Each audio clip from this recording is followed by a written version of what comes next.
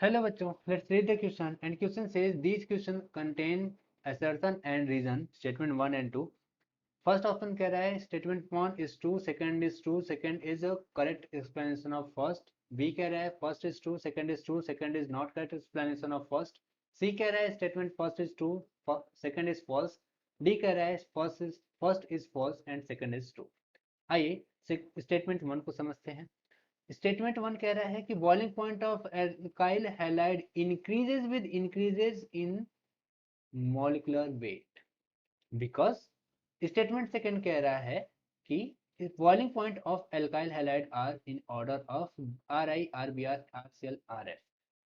Okay, let's talk about key concept. What is the concept behind this question.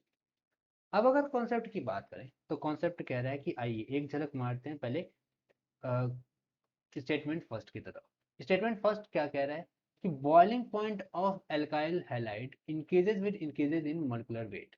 Boiling point जो होता है it is directly proportional to molecular weight. ऐसा क्यों होता है? ऐसा इसलिए होता है कि जैसे जैसे साइज बढ़ती जाती है, जैसे जैसे साइज बढ़ती जाती है सो उससे क्या होगा, सरफेस एरिया बढ़ता जाता है।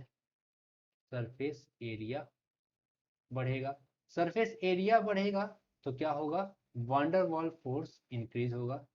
वंडरवॉल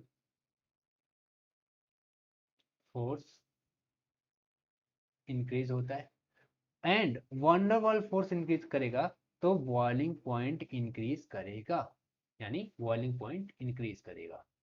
सो इसका मतलब क्या हुआ, स्टेटमेंट फर्स्ट करेक्ट है। स्टेटमेंट टू कह रहा है boiling point of alkyl halides are in order R I R B R R C L और आर एफ। क्या ये सही है? बिल्कुल सही है। जैसे जैसे साइज इंक्रीज कर रहा है बॉइलिंग पॉइंट इंक्रीज कर रहा है, ये भी करेक्ट है। लेकिन करेक्ट स्टेटमेंट, करेक्ट एक्सप्लेनेशन नहीं है। एक्सप्लेनेशन क्या होना चाहिए था, जैसे जैसे साइज इंक्रीज करता है सरफेस एरिया बढ़ती जाती है, वंडरवॉल फोर्सेस बढ़ते जाते हैं, बॉइलिंग पॉइंट बढ़ जाएगी। सो यहाँ पे केवल बी वाला ऑप्शन करेक्ट होगा। Statement first is true, second is true, statement second is not a correct explanation of first. Hope you understand it well. Best of luck.